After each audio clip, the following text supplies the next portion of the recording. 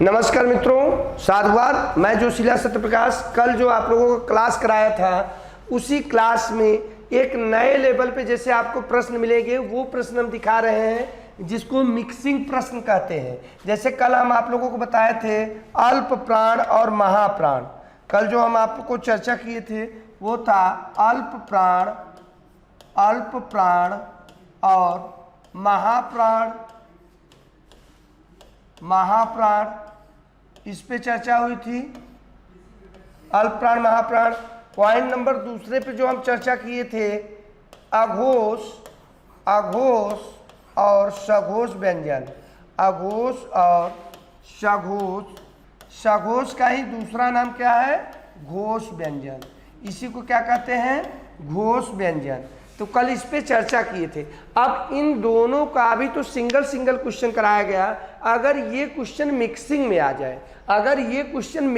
आ जाए तो उसका लेवल कैसे रहेगा, जरा इस क्वेश्चन को आप लोग बारीक से समझिए। जैसे क्वेश्चन ये रहेगा नॉर्मल रूप से, जैसे मान लो दे दिया जाए आपको ऑप्शन ए महाप्राण अघोष, ऑप्शन ए महाप्राण अघोष, ऑप्शन बी अल्प प्राण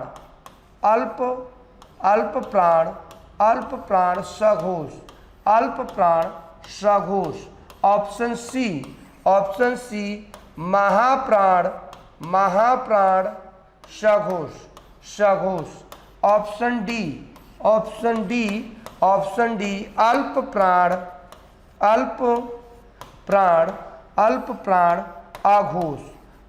प्राण अघोष। अगर ये ऐसे प्रश्न आ गए और आपसे अगर सिंपल में पूछ दिया जाए निम्न क्वेश्चनों को कि ये हैं क्या, जैसे कि आपसे अगर हम पूछ दें यहीं पर आपको अगर हम दे दें कि ये बताएं कि इसमें क्या होगा, भ क्या है, क्वेश्चन मार्क भ क्या होगा। तो इसको आप लोग जरा सा ध्यान रखिएगा। ये क्वेश्चन पूछा गया है कि भ क्या है। अब आपको चेक करना है इसमें भ के लिए, तो सबसे बेहतर तरीका इसको शॉर्टकट करने का ध्यान दीजिए। ये है भ क्या है। आप सबसे पहले अल्प प्राण महाप्राण या ट्रिक कर लें या भ को अघोष सघोष ट्रिक कर लें। तो भ किस में आता है? 1 और 2 में आएगा नहीं, तीनों सौ में आएगा नहीं। इसका मतलब भ क्या है? भ सघोष है। जैसे ही आप सघोष डिक्लेयर किए अघोष वाला ऑप्शन काट दीजिए। अघोष वाला ऑप्शन कट गया। अब आपके पास ध्यान रखिए या तो बी होगा ऑप्शन या तो सी ऑप्शन होगा, दो ही ऑप्शन हो गए। तो अब आपको ये चेक करना है कि अल्प प्राण है कि महाप्राण। तो भ हाथ यहाँ लगाइए। भ जैसे ही हवा यहाँ टक्कर मारेगी पता चल गया कि ये महाप्राण व्यंजन है और महाप्राण व्यंजन के लिए इसलिए ये हो जाएगा महाप्राण सघोष। ये क्या हो जाएगा? महाप्राण सघोष, अल्प प्राण नहीं। तो राइट आंसर क्या हो गया? सी। राइट आंसर क्या हो गया इसका? सी। तो इसी तरीके से आपको क्वेश्चन मिलेंगे। मान लो नेक्स्ट और प्रैक्टिस करा रहे हैं। जैसे आपको मिल जाए एक क्वेश्चन, देखिए जैसे मान लो, चलिए सघोष ABC और अघोष, ठीक है। अब अगर आपसे पूछ दिया जाए ह क्या है, मान लो यहां पूछ दिया जाए फ क्या है, फ क्या होगा बताइए। आप लोग फ को चेक करके बताएं फ क्या होगा। तो फ को आपको हमने निकालने का बेहतर तरीका है, सबसे पहला काम पिस्टल ट्रिक। सबसे पहला काम आपके दिमाग में पिस्टल ट्रिक बैठना चाहिए। सबसे पहला काम पिस्टल ट्रिक वाला दिमाग बैठा लीजिए और पिस्टल ट्रिक जैसे ही दिमाग बैठेगा तुरंत याद आ जाएगा कि पिस्टल ट्रिक में क्या है। पिस्टल ट्रिक में ये पता चलेगा कि भाई 1 और 2, हाँ ये पिस्टल में है, इसका मतलब कि ये हो जाएगा अघोष। इसका मतलब ये हो जाएगा अघोष, क्योंकि ये दूसरा पोजीशन है। इसका पोजीशन क्या है? 2 नंबर पे भाई प और फ। देखिए प और फ, प 1 हो गया, फ दूसरे नंबर पे।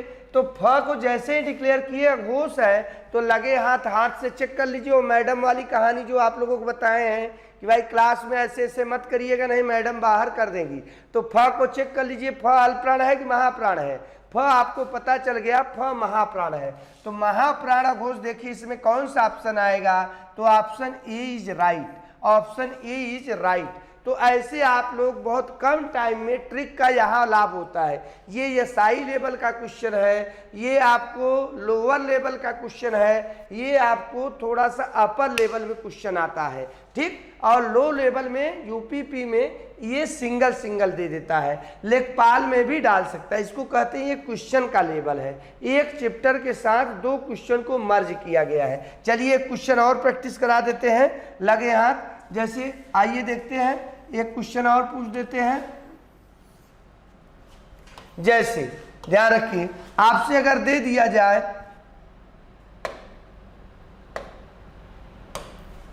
ए, आपसे अगर पूछ दिया जाए सिंपल में कि आपको बताएं अय और वह क्या है, अय और वह क्या है। अगर 2 दे दिया जाए अय और वह क्या है, तो आपको सबसे पहला काम देखना है अय और वह क्या पिस्टल में आते हैं। तुरंत दिमाग में आपको पिस्टल ट्रिक याद होनी चाहिए।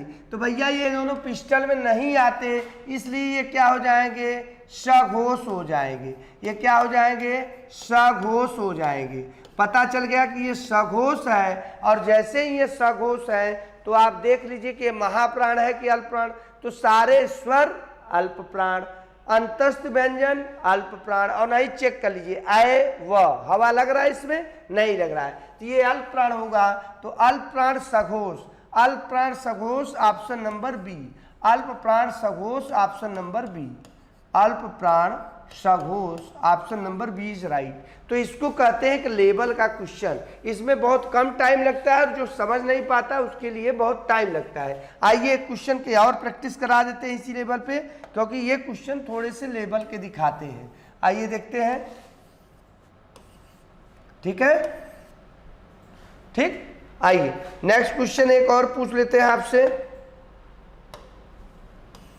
जैसे अगर दे दिया जाए,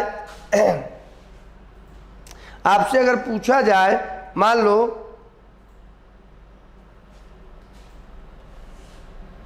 अगर दिया जाए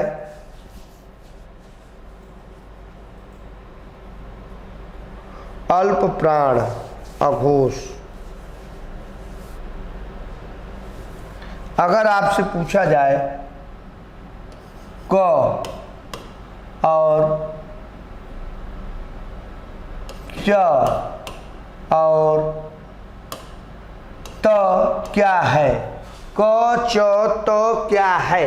अगर ये 3 अक्षर पूछा जाए, क क्या है, च क्या है, त क्या है, तो आपको सबसे पहले हमने कहा ना, सबसे पहले पिस्टल दिमाग में रखो। ये पिस्टल में आता है, यस आता है, तीनों आते हैं। जैसे पता चल गया पिस्टल में, मतलब ये अघोष है, मतलब ये अघोष है। अब अघोष हो गया तो सघोष पे विचार करना बंद कर दो, अघोष हो गया तो सघोष पे विचार बंद कर लो।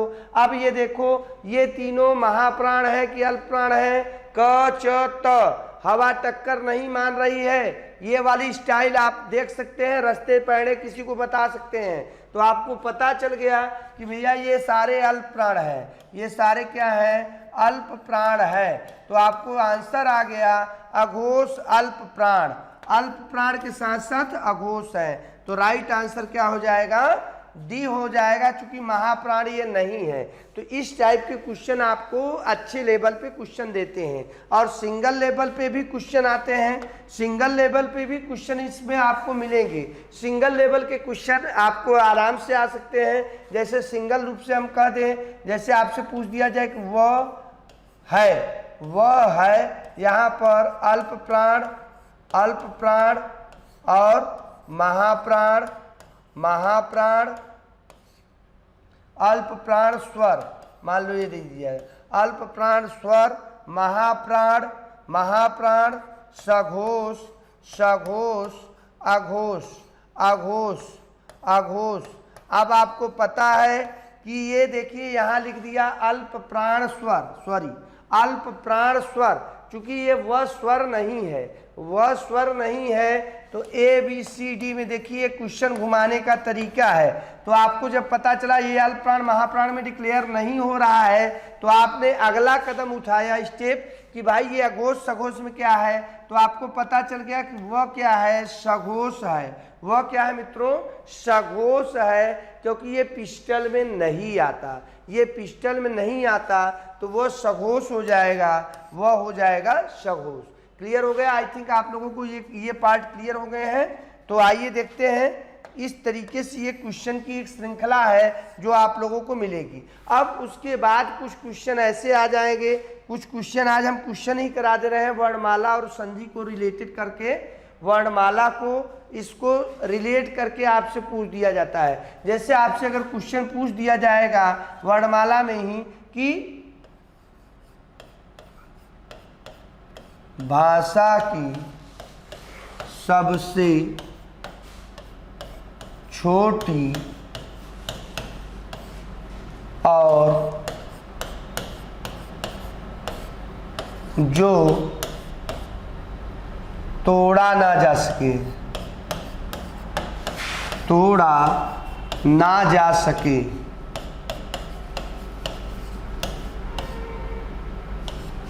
सबसे छोटी इकाई और जो तोड़ा ना जा सके है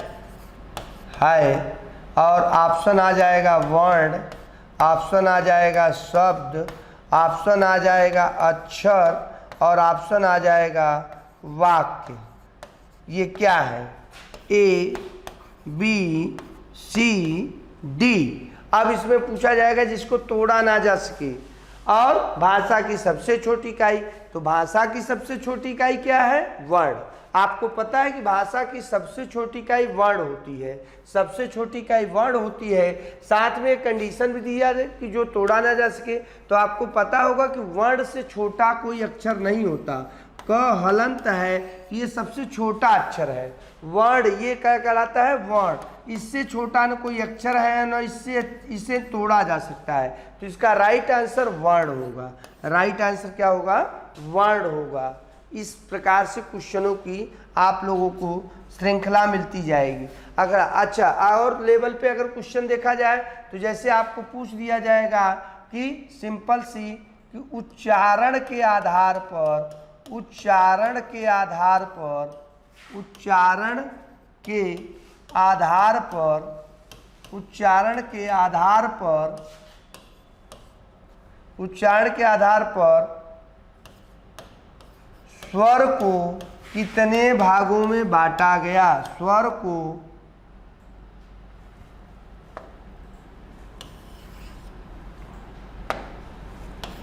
स्वर को कितने प्रकार में बांटा गया? कितने प्रकार में बांटा गया? ठीक है, क्वेश्चन मार्क। ऑप्शन ए आपको 5, option B 6, option C 7, option D 4। कितने प्रकारों में बांटा गया? उच्चारण के आधार पर स्वर को कितने प्रकार से बांटा गया? उच्चारण के आधार पर स्वर को कितने प्रकार में बांटा गया? तो इसका राइट आंसर आपको हम बता दें, आपको ग्राफ दिए थे कि उच्चारण के आधार पर अगर बात स्वर की होगी तो हमने बताया था कि टी एम डी ओ, ये 5 हो गए। कौन कौन? कंठ, तालु, मूर्धा,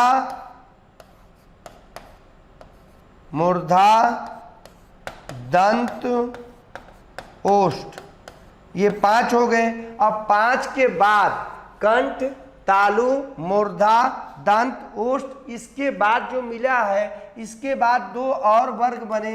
एक हो गया कंठ तालु, एक हो गया कंठ तालु और दूसरा हो गया कंठोष्ठ, दूसरा हो गया कंठोष्ठ। तो आप देखेंगे 5 और ये हो गया 6, ये हो गया 7। 7 होता है। राइट आंसर क्या हो जाएगा? 7। तो इस प्रकार से कुछ क्वेश्चनों को आपको देखना होगा कि कौन क्वेश्चन कहाँ से कैसे बन सकते हैं। अगर हिंदी में पूर्णांक लेना है तो क्वेश्चनों का कलेक्शन आपके पास अच्छा होना चाहिए। अगर क्वेश्चन का कलेक्शन अच्छा नहीं होगा मित्रों तो गारंटेड है कि फिर आपका क्या होगा, मार्क्स कम आ जाएगा। तो मार्क्स अधिक लेने के लिए प्रैक्टिस बीच बीच में हम ऐसे क्वेश्चन कुछ पूछते रहेंगे जहां पर आप अच्छे से क्वेश्चनों को देखते रहते हैं। जैसे एक चीज और ध्यान रखिएगा, कल हम बताए थे जो चीज में, तो 2 दिमाग ट्रिक बैठा लीजिए अल्प प्राण महाप्राण के लिए, एकदम रामबाण ट्रिक है। एक तो ये पिस्टल ट्रिक जो कल वाला बताए थे, ये वाला, चलो भाई पिस्टल बन गया, थोड़ा बड़ा कर दो, 1 और 2 मान लो, तो ये 1 में आ जाएंगे क च ट त प, ये हो गए। कई बार क्वेश्चन देख चुके हो, फिर भी देख लो, ख, उसके बाद छ, उसके बाद ठ, उसके बाद थ, उसके बाद फ, और 3 गोली लोड कर लो, 1 2 3, श और श और स। ये पिस्टल ट्रिक अघोष के लिए हमने दिया है। अघोष सघोष के लिए दोनों के लिए यही ट्रिक है। एक तो ये दिमाग बैठा लो, अघोष और सघोष दोनों के लिए ये ट्रिक है। अगर ये ट्रिक दिमाग बैठा रहेगा तो आपका क्वेश्चन कभी गलती होगा ही नहीं क्लास। दूसरा क्वेश्चन आप अल्प प्राण महाप्राण के लिए हाथ के द्वारा अल्प प्राण और महाप्राण, महाप्राण का जो ट्रिक था वो हाथ के द्वारा चेक कर सकते हैं। हवा लगना, हवा जोर से लगना, हाथ में जोर से, हवा जोर से हाथ में टकराना, हाथ में टकराना, टकराना, टकराना, महाप्राण होता है। अगर जोर से लगेगा तो महाप्राण, और न लगना, हाथ में न लगना, हाथ में न लगना, यही लिख दीजिए, हाथ में जोर से न टकराना, न टकराना। अगर ये हो जाएगा तो ये हो जाएगा अल्प प्राण। ये दोनों ट्रिक आप रास्ते पैरे चलते हुए किसी को बता सकते हैं, किसी को समझा सकते हैं मित्रों कि ये क्या है, क्योंकि यहाँ से क्वेश्चन किसी भी क्लास में अनिवार्य रूप से आता है। कोई भी क्लास होता है, यहाँ से क्वेश्चन कहीं न कहीं पुटअप कर लेता है। तो इस प्रकार आप लोग ध्यान रखिएगा, ये बड़ा बेसिक क्वेश्चन थे, जहाँ से आपको इनका मिक्सिंग भी बता दिए। तो मिक्सिंग के लिए ये दोनों दिमाग में रख लेंगे तो आपका क्वेश्चन गलत नहीं होगा। मैं यही चाहता हूँ कि एक एक चैप्टर क्लियर करते जाएं और चैप्टर वाइज आपका वो कॉन्सेप्चुअल एकदम बनता रहे। अच्छा, कभी कभी देखिए एक सामान्य से क्वेश्चन है, कुछ लोग आप लोग कुछ चीज़ें हैं जो पर्यायवाची मुहावरा वो आप रटते रहिए मित्रों। जैसे कि स्टैंडर्ड क्वेश्चन आया था, खरारी, खरारी किसकी पर्यायवाची है? खरारी, खरारी किसकी पर्यायवाची है? खरारी, खरारी किसकी पर्यायवाची है? एक मिनट,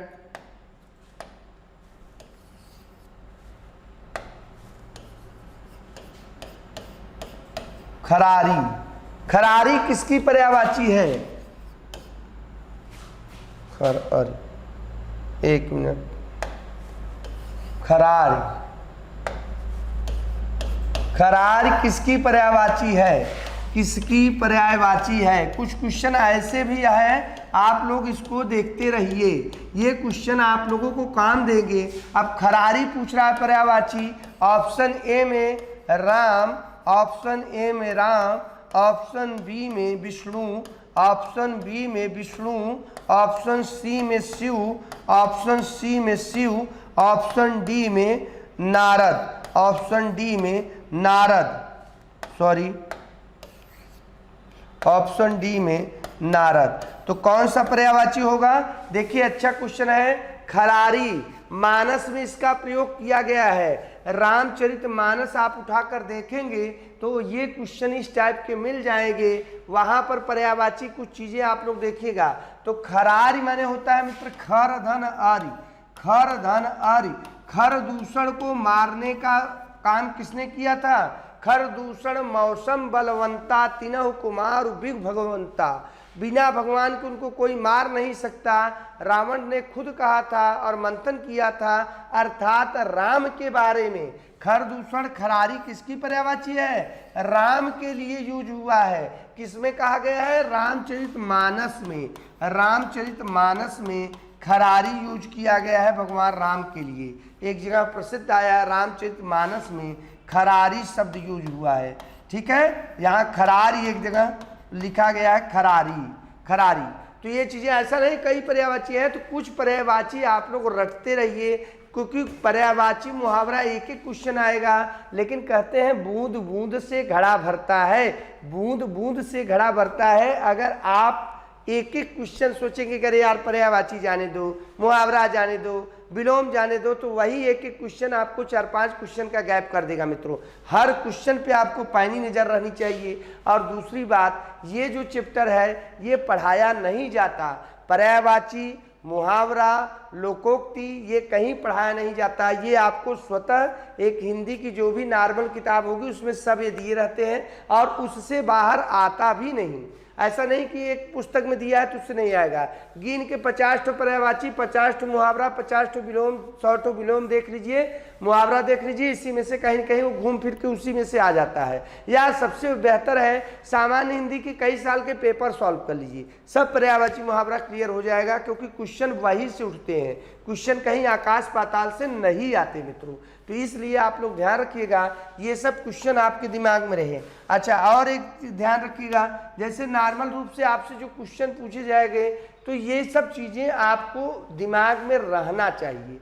ठीक है, अगर ये क्वेश्चन हमसे मिस हो जाएगा तो हमारे एक एक क्वेश्चन चले जाएंगे नॉर्मल में। तो कुछ चीज़ें साहित्य की, जैसे कुछ चीज़ें हैं, अब साहित्य को आपको पता होना चाहिए। जैसे नॉर्मल है उर्वशी, उर्वशी पे उर्वशी किसकी रचना है? किसकी रचना है? किसकी रचना है? बहुत सामान्य क्वेश्चन है, लेकिन किसकी रचना है और किस सन में, किस सन में, किस सन में, किस सन में पुरस्कृत हुई, पुरस्कृत हुई? तो ये बहुत फेमस है। और कौन सा पुरस्कार मिला? कौन सा पुरस्कार मिला? कौन सा पुरस्कार? तो ये 3 टाइप के क्वेश्चन आप दिमाग में पुलिस में आता है, तो ध्यान दीजिएगा मित्रों। उर्वशी महाकाव्य है, किसकी है? रामधारी सिंह दिनकर की है। और तीनों का आंसर ध्यान दीजिए, रामधारी सिंह दिनकर,